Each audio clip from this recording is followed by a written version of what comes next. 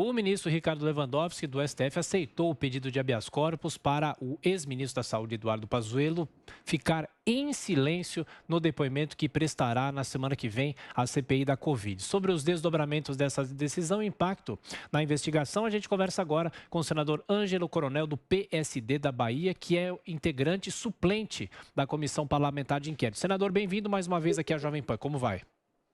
Bom dia, Marcelo. Bom dia, Adriana. Prazer voltar a falar dos nossos transmissores da Jovem Pan.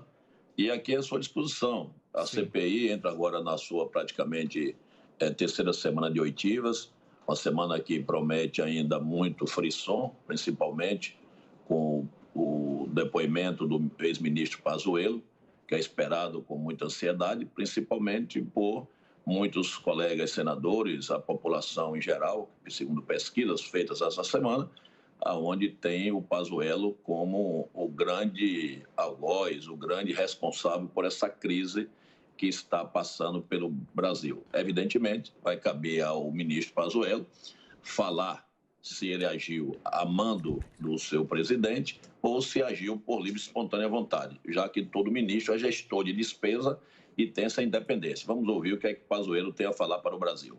Certo. Agora, senador, o ex-ministro Pazuello, ele pode se calar diante de todas as perguntas, se ele quiser, ou algumas questões, como as referentes ao presidente, ele é obrigado a responder? Qual a expectativa para a quantidade de respostas com relação às perguntas? Olha, a CPI não tem esse poder, nenhum senador que faz parte do colegiado, de forçar a sua fala. Evidentemente, ele já foi contemplado, eu chamo contemplado, porque isso para mim é um prêmio que aconteceu no Supremo Tribunal Federal, que concedeu o habeas corpus para ele ficar calado. É evidente que você ficando sentado numa mesa durante 6, 7, 8 horas, vai ser tipo, não vou dizer, alguns programas que tem alguns canais de televisão, que o ouvinte vê a pessoa, mas a pessoa não sabe se o ouvinte está vendo ele vai aquela questão de nervos, aquela questão psicológica e termina não se segurando e falando alguma coisa. Estamos aguardando para ver se ele realmente contribui para que o Brasil consiga, ao final, saber se houve crime contra a saúde pública, crime de responsabilidade, quem foi o autor, quem foi que realmente deu esse start para isso, ou se foi só do Ministério da Saúde. Como estamos no início da CPI, muita água ainda tem rolado embaixo dessa ponte. É evidente que já tiveram depoimentos colhidos, muitos contundentes, e que fatalmente no relatório final o relator deve colocar, propondo ao Ministério Público, o indiciamento de várias pessoas, se tudo continuar como está indo. O senador, nesses últimos dias da CPI, os governistas vêm insistindo muito na possibilidade de se convocar governadores e também na discussão sobre a investigação dos repasses federais a estados e municípios. Há um entendimento na CPI de que governadores podem ser convocados? Esse sempre foi um assunto muito polêmico envolvendo as CPIs, não é? Olha, Marcelo e Adriano, o problema não é nem a falta de vontade, é porque você vai ferir regimento das CPIs. Você não pode convocar deputados, próprios senadores, você não pode convocar presidente da República, nem governadores, nem prefeito. Mas existe também outros mecanismos que fazem com que você siga o dinheiro. É o nosso famoso, a falar em inglês, o follow the money. Tem como seguir. Existe Ministério Público, existe Polícia Federal, porque eu sou daquela tese, se algum governador ou prefeito cometeu algum deslize, ele tem que pagar, não importa se ele é de partido A ou de partido B, porque, na verdade, muitas pessoas tiveram suas vidas ceifadas e, muitas vezes, por falta ou negligência por parte de prefeitos, de secretários de saúde ou de governadores. E muitos recursos foram aprovados no Senado Federal, foi mais de 60 bilhões para ajudar o combate à Covid. Nós não podemos ficar de braço cruzado sem saber se esses recursos foram utilizados dentro da legalidade ou se foi utilizado para pagar outras despesas que não tem nada a ver com o combate à Covid. Uhum. Aproveitando que o Thiago levantou essa questão sobre a participação possível de governadores também nas investigações, senador, o senhor acredita que futuros próximos depoentes podem também querer se utilizar do recurso de pedido de habeas corpus para não serem obrigados a falar?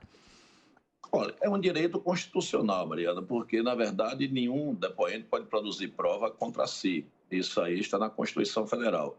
Agora, eu também não sei se todos os pedidos vão ter a complacência que foi feita pelo ministro Lewandowski, liberando o ex-ministro Pazuello.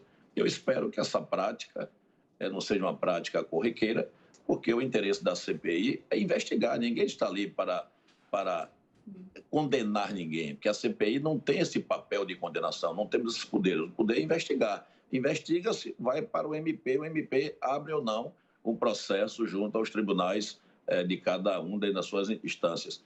Mas, eu espero que o Supremo Tribunal não faça gestos contra a CPI, que a partir do momento que evita que alguém fale, está corroborando para aquele suposto criminoso não poder falar na CPI. Senador, na semana que vem, além da presença de Eduardo Pazuello, teremos também o depoimento à oitiva com o ex-ministro das Relações Exteriores, Ernesto Araújo. O senhor acha que com ele a discussão principal será em relação à compra de vacinas? Por que o Brasil não comprou antes vacinas? E toda essa polêmica envolvendo a China? Com certeza, Marcelo. Imagine que o ministro das Relações Exteriores, o Ernesto, ele é o canal, é a ligação entre o Brasil e os países fora das nossas fronteiras. Se um ministro não corrobora, não abre o canal, olha que o Brasil é um dos países do mundo que tem um fornecimento grande, que tem vários países que estão aí com IFA ou com produção de vacinas que são parceiros comerciais. O que faltou foi essa interlocução. E isso que era papel do ministro Nestor. Essa interlocução não houve com a China, muito pelo contrário. Eu vejo ministros do governo Bolsonaro criticam a China. Eu, na minha vida empresarial e de engenheiro, eu fico a pensar como é que a pessoa bate e critica o seu maior parceiro, o seu maior fornecedor. Isso, para mim, é de um destempero verbal sem precedente. E o ministro Araújo foi confirmado como realmente não ministro de Relações Exteriores, mas de ministro, talvez, das inimizades exteriores. E, senador, o ex-ministro Pazuello, ele também não corre o risco de ser preso, né, depois do seu depoimento. Qual a opinião do senhor com relação às ameaças, pedido de prisão, no momento do depoimento do ex-secretário de Comunicação, Fábio Weingarten? Olha, Adriana, eu sou daquela tese, você não pode falar e não cumprir. A partir do momento que tem na Constituição que o presidente da CPI ele tem a prerrogativas, caso o depoente minta, ou seja, falte com a verdade, ele tem essa prerrogativa de prisão.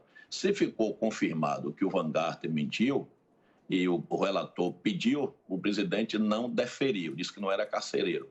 Eu acho que a partir daí abriu esse precedente que nenhum vai ter nenhum pedido de prisão caso falte com a verdade. Porque eu sempre digo, o pau que corre em Chico, corre em Francisco.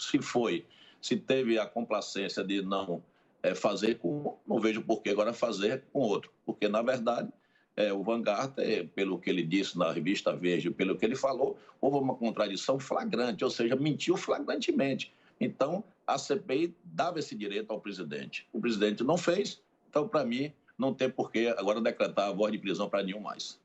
Senador, o senhor sabe dizer em relação a documentos de estados e municípios, porque houve um pedido para inúmeros municípios e estados também para que essa documentação fosse entregue à CPI. A CPI já está de posse desses documentos? De que maneira que se deve trabalhar essa documentação?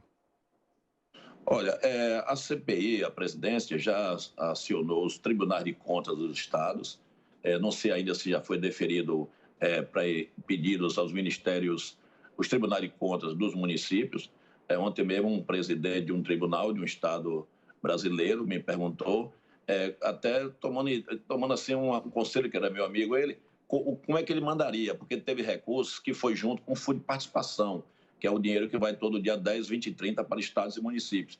Então, teve recurso que foi misturado. Mas o que nós precisamos saber é o recurso específico do combate à pandemia, que esse também foi. Então, esperamos que os tribunais de contas enviem, tanto os tribunais de contas, repito, municipais como os estaduais, para que aí se possa ter uma investigação mais afim. Porque se você não sabe quanto foi, talvez foi pouco dinheiro, talvez não valha nem a pena a pessoa abrir uma frente para poder investigar. Mas eu sou favorável que estados e municípios também sejam investigados. Não é convocação para a CPI que nós não temos essa prerrogativa, mas pelo menos você tem como chegar para aferir quais foram os gastos feitos por esses gestores públicos. Senador, o Thiago Berraich lembrou agora há pouco que na semana que vem tem o depoimento do ex-ministro das Relações Exteriores, Ernesto Araújo, mas na quinta-feira, dia 20, também está marcado o depoimento de Maíra Pinheiro, que é secretária de Gestão do Trabalho e da Educação na Saúde do Ministério da Saúde. Ela também é conhecida como a Capitã Cloroquina. O que já se sabe com relação à cloroquina e falta ainda descobrir que os senhores pretendem perguntar a ela? Olha, Adriana, eu acho que a cloroquina já virou um debate nacional, talvez até internacional. Eu não vejo mais o que tem que se descobrir sobre a cloroquina, porque só se aparecer por alguns desses depoentes futuros algum laudo científico emitido por algum especialista, algum laboratório, no qual diga que a cloroquina ajuda a curar ou cura. Mas, por enquanto, depoimentos de médicos, eles não são cientistas, não tem como um médico aferir se a cloroquina cura ou não. Então, eu só vejo uma salvação aí, no caso, de defesa da cloroquina, se tivesse laudo. Até então, não apareceu esse laudo no Brasil, eu acho que nenhum país do mundo dizendo que cloroquina cura a Covid-19. Então, se não aparecer isso, esse negócio de ficar falando com bravada que a cloroquina é boa para curar, eu acho isso uma infantilidade muito grande e talvez até uma birra por parte de membros do governo que quer passar para a população brasileira um medicamento que não é testado e comprovado a sua cura. E com isso, mortes e mais mortes a cada dia. E principalmente alguns fanáticos que terminam usando a cloroquina, ela dá, segundo os médicos, a égua do médico, uma arritmia que a pessoa pode chegar a óbito. Então, na verdade, isso é uma tamanha, para não dizer irresponsabilidade, alguém prescrever algo que não conhece profundamente a sua capacidade efetiva de cura. Senador Ângelo Coronel, do PSD da Bahia, que é suplente da CPI da Covid. Obrigado mais uma vez pela atenção e gentileza. Bom fim de semana para o senhor. Até a próxima. Obrigado a você, Marcela, a você, Adriana, a todos os ouvintes da Jovem Pan, sempre à disposição para qualquer esclarecimento.